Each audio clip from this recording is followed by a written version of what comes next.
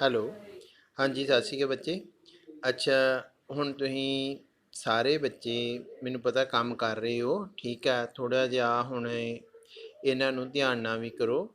ਕਈ ਕੁਐਸਚਨ ਹੈ ਜਿਹੜੇ ਕਿ ਸਾਡੇ ਕੋਲ ਰਹਿ ਜਾਂਦੇ ਨੇ, ਅਤੇ ਉਹ ਕੁਐਸਚਨ ਵੀ ਮੈਂ ਕੋਸ਼ਿਸ਼ ਕਰ ਰਿਹਾ ਕਿ ਉਹ ਵੀ ਤੁਹਾਡੇ ਨਾਲ ਡਿਸਕਸ ਕੀਤੇ ਜਾਣ।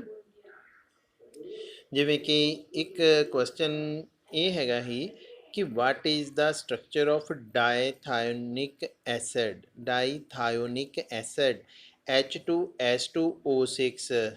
ਤੇ ਇਹਦੇ ਵਿੱਚ ਡਾਊਟ ਕੀ ਆ ਰਿਹਾ ਵਾ ਕਿ ਜਿਹੜਾ ਸਲਫਰ ਹੈ ਨਾ, ਸਲਫਰ ਦੇ ਵੈਲੈਂਸ ਵਿੱਚ ਨੇ ਬੱਚੇ 6 ਆ ਹੋ ਗਏ ਜੇ ਇਹਦੇ 2, ਆ ਹੋ ਗਏ ਜੇ 2 4 ਤੇ ਆ 5 ਤੇ ਆ 1 6 ਹੋ ਗਏ।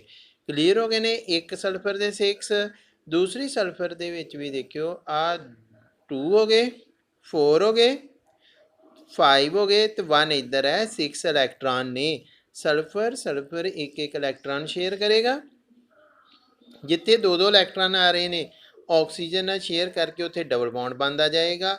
ਤੇ ਜਿਹੜਾ ਹੈਗਾ ਨਾ ਇੱਕ ਇਲੈਕਟ੍ਰॉन ਆਕਸੀਜਨ ਦੇ ਕੋਲ, ਅਗੇਨ ਇੱਥੇ ਜਿਹੜਾ ਡਾਊਟ ਆ ਰਿਹਾ ਹੈ, ਇਹਦੇ ਕੋਲ ਵੀ 6 ਨੇ ਆਕਸੀਜਨ ਕੋ, ਆ ਜਾਣਗੇ 2 ਬੱਚੇ, ਆ 2 4, ਆ 5, ਆ 6। ਇਸ ਤਰ੍ਹਾਂ ਇਹਨਾਂ ਦੇ ਵਿੱਚ ਸਾਡੇ ਕੋਲ ਕੰਪਲੀਟ ਹੋ ਜਾਣਗੇ। ਇਸ ਦੇ ਵਿੱਚ ਵੀ ਕੰਪਲੀਟ ਹੋ ਜਾਣਗੇ, ਇਹ ਸਲਫਰ ਦੇ ਵੀ ਕੰਪਲੀਟ ਹੋ ਗਏ, ਇਸੇ ਤਰ੍ਹਾਂ ਇਹਦੇ ਹੋ ਜਾਣਗੇ। ਤੇ ਇਹਦੇ ਵਿੱਚੋਂ ਦੇਖੋ ਜੇ ਉਹ ਆ ਜੇ ਕਿ ਇਹ ਕਿੰਨੇ ਪ੍ਰੋਟਾਨ ਦੇਗਾ, ਠੀਕ ਹੈ। ਇਹ ਡਾਈਪ੍ਰੋਟਿਕ ਐਸਿਡ ਹੈ, ਸਿਮਿਲਰ ਸਲਫਿਊਰਿਕ ਐਸਿਡ ਦੀ ਤਰ੍ਹਾਂ, because there are 2 ionisable hydrogen atom. ਇਹਦੇ ਵਿੱਚ ਸਿਰਫ 2 ਹੀ ਆਇਓਨਾਈਜ਼ੇਬਲ ਹਾਈਡਰੋਜਨ ਐਟਮ ਨੇ। ਇੱਕ ਇੱਥੋਂ ਹਾਈਡਰੋਜਨ ਨਿਕਲ ਸਕਦਾ, ਇੱਕ ਇੱਥੋਂ ਨਿਕਲ ਸਕਦਾ। ਕਿਉਂ ਨਿਕਲੇਗਾ? Because oxygen is more electronegative than hydrogen.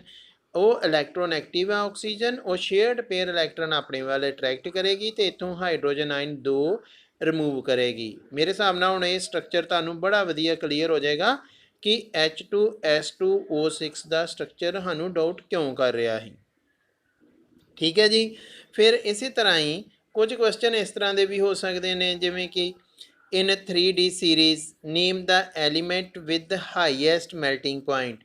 ਮੈਂ ਤੁਹਾਨੂੰ ਦੱਸਿਆ ਸੀ ਕਿ ਪਹਿਲੇ ਵੀ ਕਿ ਜਿਹੜਾ ਹੈਗਾ ਨਾ ਸਾਡੇ ਕੋਲ 3D ਸੀਰੀਜ਼ 21 ਸਕੈਂਡੀਅਮ ਤੋਂ ਲੈ ਕੇ ਜ਼ਿੰਕ ਤੱਕ 30 ਤੱਕ ਸਾਰਿਆਂ ਨੂੰ ਸਾਨੂੰ ਕਲੀਅਰ ਹੋਣਾ ਚਾਹੀਦਾ। ਹਰ ਇੱਕ ਦਾ atomic number plus atomic number ਯਾਦ ਹੋਏ, ਪਲੱਸ ਉਹਦਾ ਸਿੰਬਲ ਯਾਦ ਹੋਏ, ਤੇ ਉਹਦੀ ਸੀਰੀਜ਼ ਦਾ ਪਤਾ ਹੋਏ ਸਾਨੂੰ। ਜਿਵੇਂ ਕਿ ਮੈਂ ਕਿਹਾ ਵਾ ਸਕੈਂਡੀਅਮ 21 ਤੋਂ ਲੈ ਕੇ ਮੇਰੇ ਕੋਲ ਆ ਰਿਹਾ ਜੇ ਜ਼ਿੰਕ 30 ਤੱਕ। ਮੈਂ ਇੱਕ ਸੀਰੀਜ਼ ਯਾਦ ਕਰ ਲਈ, ਸਾਰਾ ਕੁਝ ਹੀ ਹੋ ਜਾਏਗਾ। ਹੁਣ ਕਈ ਵਾਰੀ ਉਹ ਕੁਐਸਚਨ ਕਰਦਾ ਕਿ ਫਸਟ ਐਲੀਮੈਂਟ ਕਿਹੜਾ, ਥਰਡ ਐਲੀਮੈਂਟ ਕਿਹੜਾ, ਫਿਫਥ ਕਿਹੜਾ, 9th ਕਿਹੜਾ, 10th ਕਿਹੜਾ। ਉਹ 1 by 1 ਤੁਹਾਨੂੰ ਤਾਂ ਹੀ ਯਾਦ ਰਹਿਣੇ ਜੇ ਤੁਸੀਂ ਸੀਰੀਜ਼ ਉਹ ਪੂਰੀ ਬਣਾਈ ਹੈ। ਸਕੈਂਡੀਅਮ ਹੈ, ਟਾਈਟੇਨੀਅਮ, ਵਨੇਡੀਅਮ, ਕ੍ਰੋਮੀਅਮ, ਮੈਗਨੀਜ਼, ਫਿਰ ਉਹਦੇ ਬਾਅਦ ਆਇਰਨ ਆ ਜਾਣਾ, ਫਿਰ ਕੋਬਾਲਟ, ਨਿਕਲ, ਤੇ ਫਿਰ ਉਹਦੇ ਬਾਅਦ ਕ੍ਰੋਮੀਅਮ ਤੇ ਜ਼ਿੰਕ। ਉਹ ਸਾਰੀ ਹੀ ਸੀਰੀਜ਼ ਤੁਹਾਨੂੰ ਪੂਰੀ ਕਲੀਅਰ ਹੋਣੀ ਚਾਹੀਦੀ ਆ। ਤੇ ਇੱਕ ਗੱਲ ਹੋਰ ਇਹਦੇ ਵਿੱਚ, ਹੁਣ ਇੱਕ ਕੁਐਸਚਨ ਇਹ ਚੇਂਜ ਕਰ ਦਿੱਤਾ, ਇਨ 3D series name the element with highest melting point.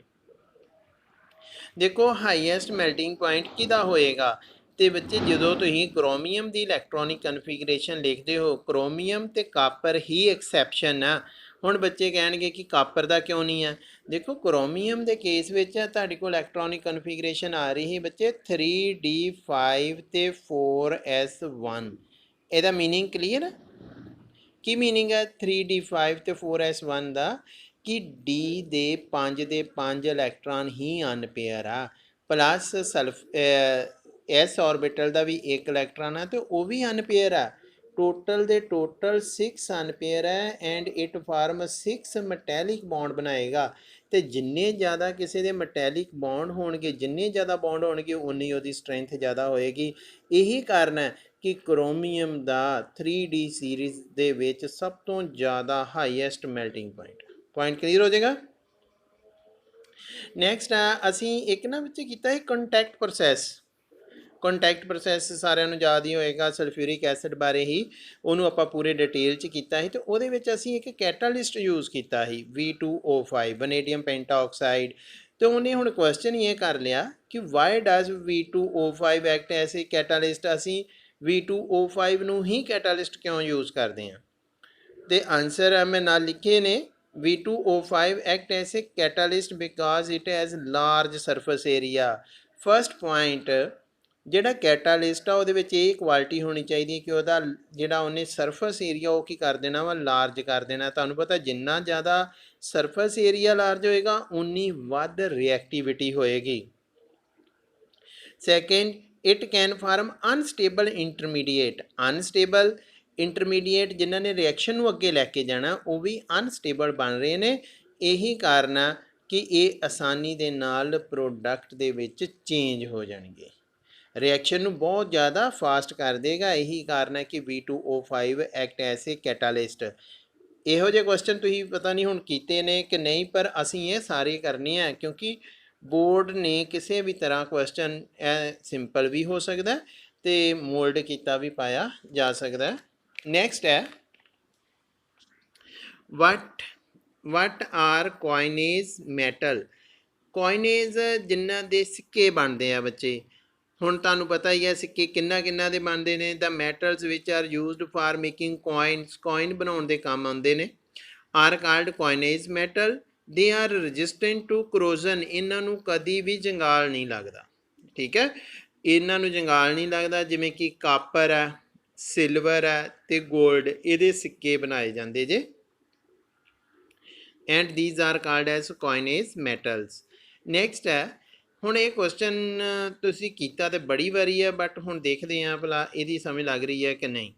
Question ਹੈ, ਹਾਊ ਡੂ ਅਲੋਇਜ਼ ਡਿਫਰ ਫਰਾਮ ਅਮਲਗਮ। ਸਾਡਾ ਇਹ ਡਾਊਟ ਹੀ ਰਹਿ ਜਾਂਦਾ ਕਿ ਅਲੋਏ ਤੇ ਅਮਲਗਮ ਇਹਨਾਂ ਵਿੱਚ ਤਾਂ ਕੋਈ ਫਰਕ ਹੀ ਨਹੀਂ ਹੈ। ਅਲੋਏ ਵੀ ਮਿਕਸਿੰਗ ਹੈ ਆਫ ਮੈਟਲਸ ਤੇ ਅਮਲਗਮ ਵੀ ਹੈ, ਬਟ ਨਹੀਂ ਬੱਚੇ, ਇੱਥੇ ਅਲੋਏ ਹੀ homogeneous mixture of two or more metals or non metal. Metal ਤੇ ਨੋਨ ਮੈਟਲ ਦੇ ਵਿੱਚ ਜਿਹੜਾ ਹੋਮੋਜੀਨੀਅਸ ਮਿਕਸਚਰ ਬਣਿਆ ਸੀ ਉਹਨੂੰ ਅਸੀਂ ਅਲੋਏ ਕਿਹਾ ਸੀ, ਬਟ ਜਿਹੜਾ ਤਾਂ ਅਮਲਗਮ ਹੈ ਇਹ ਹੋਮੋਜੀਨੀਅਸ ਮਿਕਸਚਰ ਤੇ ਹੈਗਾ, but to or more metals with mercury. ਹੁਣ ਮਰਕਰੀ ਦੇ ਨਾਲ ਜਦੋਂ ਵੀ ਬੱਚੇ ਮਰਕਰੀ ਆ ਜਾਏਗਾ ਕਿਸੇ ਕੰਪਾਊਂਡ ਦੇ ਵਿੱਚ ਮਿਕਸਿੰਗ ਹੋਮੋਜੀਨੀਅਸ ਮਿਕਸਚਰ ਬਣਿਆ ਹੋਏਗਾ, they are called as amalgam. Mercury ਦੇ ਕੰਪਾਊਂਡ ਨੂੰ ਅਸੀਂ ਅਮਲਗਮ ਕਹਾਂਗੇ, ਅਲੋਏ ਦੇ ਵਿੱਚ ਮਰਕਰੀ ਨਹੀਂ ਆਏਗਾ। ਪੁਆਇੰਟ ਕਲੀਅਰ ਹੋ ਜਾਏਗਾ ਦੋਨਾਂ ਦਾ ਡਿਫਰੈਂਸ, ਅਲੋਏ ਤੇ ਮਰਕਰੀ 'ਚ ਕੀ ਡਿਫਰੈਂਸ ਹੈਗਾ ਵਾ। ਇਹ ਕੁਐਸਚਨ ਲਿਖਣੇ ਵੀ ਹੈ ਤੇ ਯਾਦ ਵੀ ਕਰਨੇ, ਆਪਾਂ ਹੁਣ ਟੈਸਟ ਵੀ ਰੱਖਣਾ ਕਿਸੇ ਦਿਨ ਤੁਹਾਡਾ। ਨੈਕਸਟ ਹੈ, why is silver bromide used in photography. Silver bromide ਨੂੰ ਹੀ ਫੋਟੋਗ੍ਰਾਫੀ ਵਿੱਚ ਕਿਉਂ ਵਰਤਿਆ ਜਾ ਰਿਹਾ ਵਾ, ਤਾਂ ਉਹਦਾ ਕਾਰਨ ਕੀ ਆਏਗਾ ਸਾਡੇ ਕੋਲ। ਕਾਰਨ ਹੈ, silver bromide is used in photography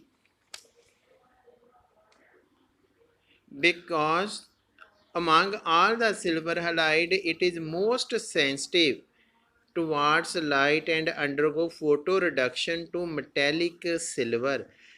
ਜਿਹੜੇ ਸਿਲਵਰ ਹਲਾਈਡ ਨੇ ਸਾਰੇ ਹਲਾਈਡ ਦੇ ਨਾਲੋਂ ਜ਼ਿਆਦਾ ਸੈਂਸਿਟਿਵ ਨੇ ਲਾਈਟ ਦੇ ਨਾਲ, ਤੇ ਜਦੋਂ ਹੀ ਲਾਈਟ ਦੀ ਪ੍ਰੈਜ਼ੈਂਸ ਹੁੰਦੀ ਹੈ ਤੇ ਇਹਦਾ ਰਿਡਕਸ਼ਨ ਹੋ ਜਾਂਦਾ ਟੂ ਫਾਰਮ ਮੈਟੈਲਿਕ ਸਿਲਵਰ। ਆ ਮੈਟੈਲਿਕ ਸਿਲਵਰ ਬਣ ਗਿਆ, ਰਿਡਕਸ਼ਨ ਹੋ ਗਿਆ ਇਹਦਾ।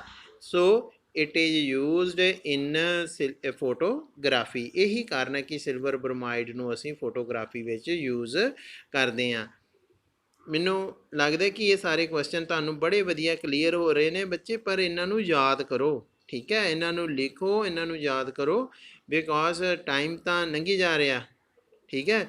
ਸਾਡੇ 2 ਲੈਸਨ ਪੂਰੇ ਕੰਪਲੀਟ ਵਧੀਆ ਢੰਗ ਨਾਲ ਹੋ ਚੁੱਕੇ ਨੇ। ਹੁਣ ਮੈਂ ਦੇਖਦਾ ਕਿਹੜਾ ਲੈਸਨ ਹੁਣ ਤੁਹਾਡੇ ਨਾਲ ਨੈਕਸਟ ਸ਼ੁਰੂ ਕਰਦਾ ਵਾਂ, ਠੀਕ ਹੈ। ਸੋਲੂਸ਼ਨ ਕੀਤਾ ਹੀ ਤਾਂ ਮੈਂ ਦੇਖਦਾ ਹੁਣ ਸੋਲੂਸ਼ਨ ਕਰਨਾ ਜਾਂ ਕਿਹੜਾ ਕਰਨਾ, ਠੀਕ ਹੈ। Thank you.